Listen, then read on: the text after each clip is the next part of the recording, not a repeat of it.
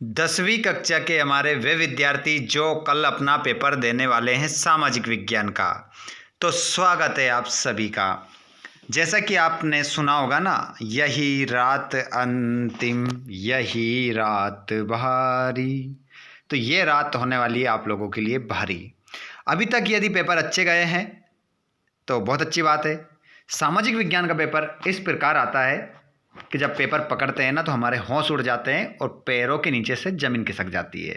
जी हाँ विद्यार्थियों, आपने सही सुना है।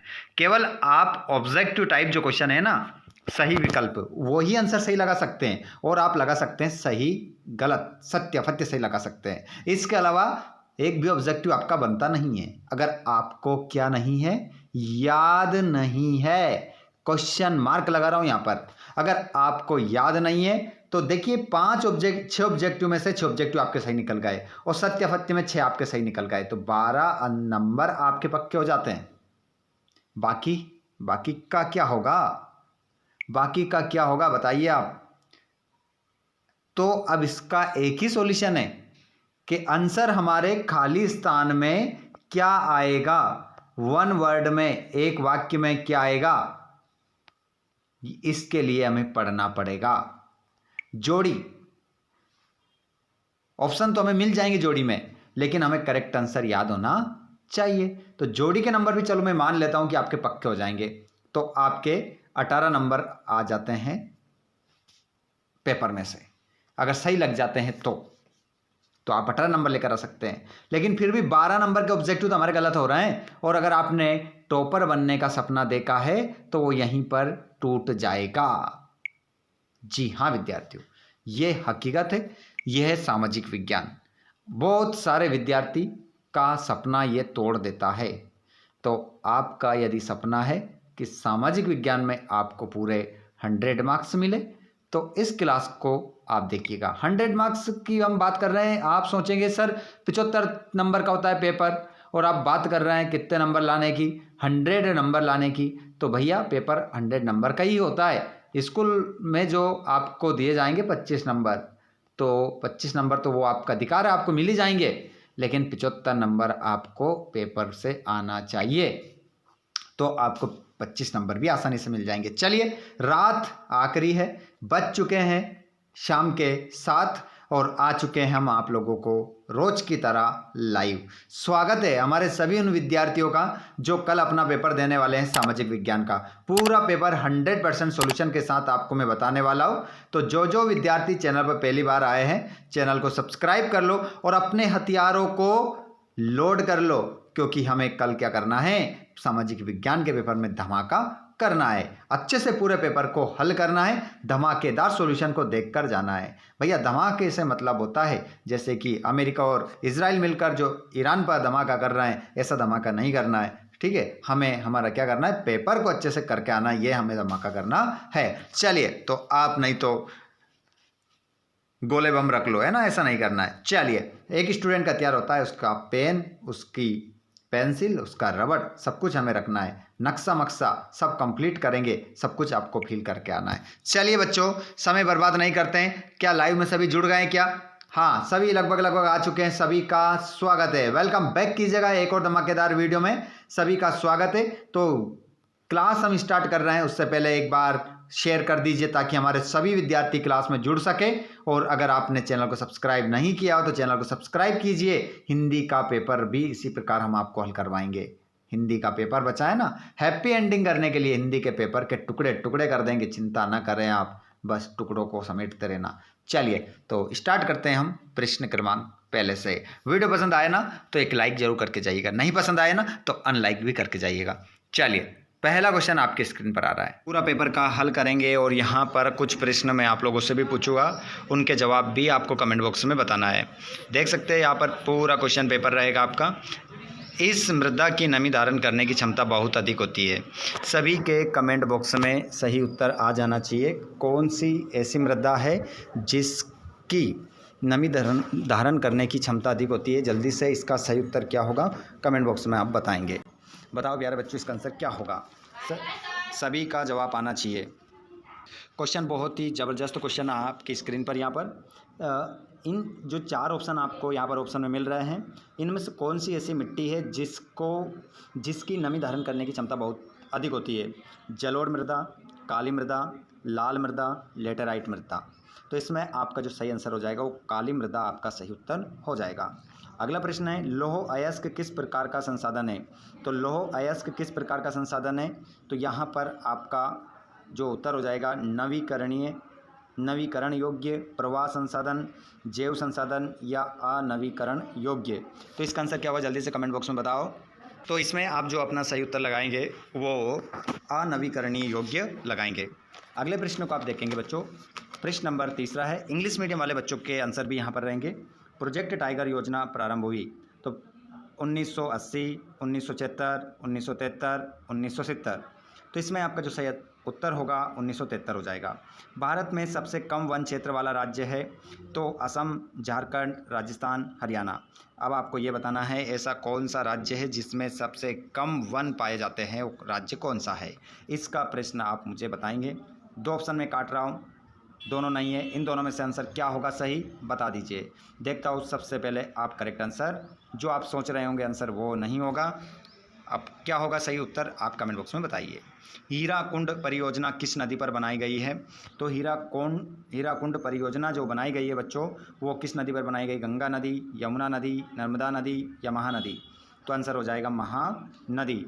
इनमें से कौन सी रबी की फसल है? चावल, चना, बाजरा, कपास। 4 ऑप्शन है, बताइए राइट आंसर क्या होगा। तो इसमें सही उत्तर आपका हो जाएगा रबी की फसल जो है वो है आपका चना, जो अभी वर्तमान में चल रही है, ठीक है, वो रबी की फसल है। इंग्लिश मीडियम में सेम आंसर आपके रहेंगे, सेम टू सेम यही आंसर आप इंग्लिश मीडियम में लगाएंगे, ठीक है। This soil retains a lot of water, ठीक है, तो इसमें ब्लैक सॉइल आपका आंसर हो जाएगा। इंग्लिश मीडियम का यही आंसर रहेंगे ऊपर जो बताए हैं सभी। यहाँ पर आपको खालिस्तान की पूर्ति करना है, रिक्त स्थानों की पूर्ति करना है। भारत छोड़ो आंदोलन में शुरू किया गया, तो इसका आंसर आपका 1942 हो जाएगा। 1942 इंग्लिश मीडियम वाले बच्चे अपना आंसर लगा लेंगे। स्वराज पार्टी का गठन सन में किया गया, तो स्वराज पार्टी का जो गठन है बच्चों वो किया गया था 1923 में किया गया था।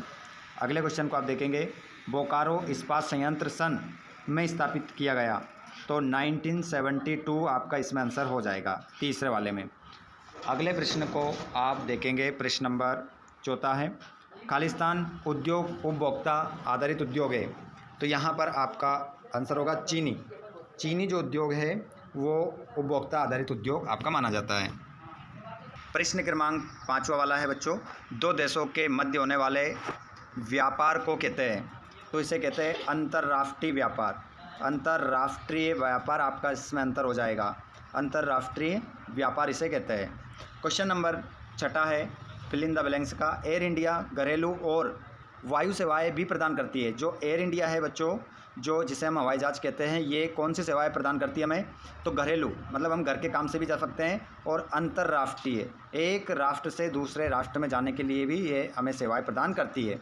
तो इसका आंसर हो जाएगा अंतर्राष्ट्रीय सेवाएं भी हमें क्या करती है? प्रदान करती है, ठीक है। आगे चलते हैं हम। इंग्लिश मीडियम वाले बच्चों के लिए सभी आंसर हैं यहाँ पर, ये क्वेश्चन आप देख सकते हैं यहाँ पर। और नीचे आते हैं हम सत्य पर, ट्रू फॉल्स हम देखेंगे। जो या अगर ये आपका ट्रू, अगर ये आपका सत्य है तो ये आपका ट्रू रहेगा, है ना। इंग्लिश मीडियम में रेलवे सबसे बड़ा सरकारी उपक्रम है, तो इसमें आपका आंसर होगा सत्य आपका इसमें आंसर हो जाएगा। और लाल टोपी, तिरंगा और कलंगी स्वतंत्रता और गणतंत्र के चिन्ह थे, तो इसका आंसर आपका हो जाएगा सत्य, क्योंकि यहाँ पर ये स्वतंत्रता के चिन्ह थे, गणतंत्र के नहीं थे, ठीक है। तो ये गणतंत्र आने के कारण यहाँ पर क्या होगा? आंसर असत्य हो जाएगा, इसका आंसर आप असत्य लगाएंगे। अगला प्रश्न है, अब्दुल गफ्फार खान और महात्मा गांधी दोनों अच्छे मित्र थे, तो इसका आंसर आपका हो जाएगा सत्य, इसका आंसर आप सत्य लगाएंगे। उसके बाद इंग्लैंड में औद्योगिकरण 18वीं सदी के दूसरे भाग में प्रारंभ हुआ, तो इसका आंसर भी आपका बच्चों सत्य हो जाएगा, सत्य लगाएंगे इंग्लिश मीडियम वाले बच्चे। चौथे में आपका ट्रू हो जाएगा। और सूरत बंदरगाह महाराष्ट्र में स्थित है, तो इसका आंसर भी आपका क्या होगा? सत्य हो जाएगा, आंसर इसमें आप सत्य लगाएंगे। लास्ट वाला 6वां वाला क्वेश्चन है, बेरोजगारी की आशंका के कारण मजदूर नई प्रौद्योगिकी को पसंद करते थे, तो असत्य इसमें आप आंसर लगाएंगे। ट्रू फॉल्स हमारे इंग्लिश मीडियम वाले सभी बच्चे देख लेंगे।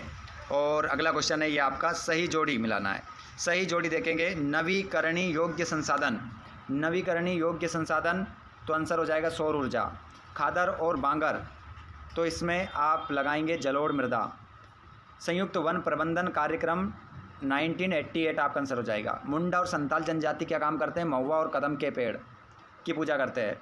कपास जो होती है महाराष्ट्र में, है ना, काली मिट्टी में। गेहूँ जो है रबी की फसल है, जो वर्तमान में अभी चल रही है ना, ध्यान रखिएगा। अगले क्वेश्चन को आप देखेंगे, यहाँ पर इंग्लिश मीडियम वाले बच्चे मेज द कॉलम आपके बिल्कुल ऐसे कैसे ही सही होंगे। उसके बाद में चोरा चोरी कांड कब हुआ? तो यहाँ पर आपका जो आंसर हो जाएगा 1922। इंग्लिश मीडियम वाले बच्चे 1922 आपका इसका आंसर होगा। सविनय अवज्ञा आंदोलन कब शुरू हुआ? तो इसका आंसर आपका हो जाएगा 1930 आपका आंसर हो जाएगा। टिस्को किस प्रकार का उद्योग है? तो टिस्को जो है बच्चों निजी उद्योग है, निजी, आंसर लगाएंगे आप। और निर्मित वस्तुओं का निर्यात किस व्यापार को बढ़ाता है? तो ये बच्चों अंतर्राष्ट्रीय व्यापार को बढ़ाता है, अंतर्राष्ट्रीय व्यापार को बढ़ाता है। भारतीय और विदेशी सभी फिल्मों को प्रमाणित कौन करता है? तो बच्चों करता है केंद्रीय फिल्म बोर्ड,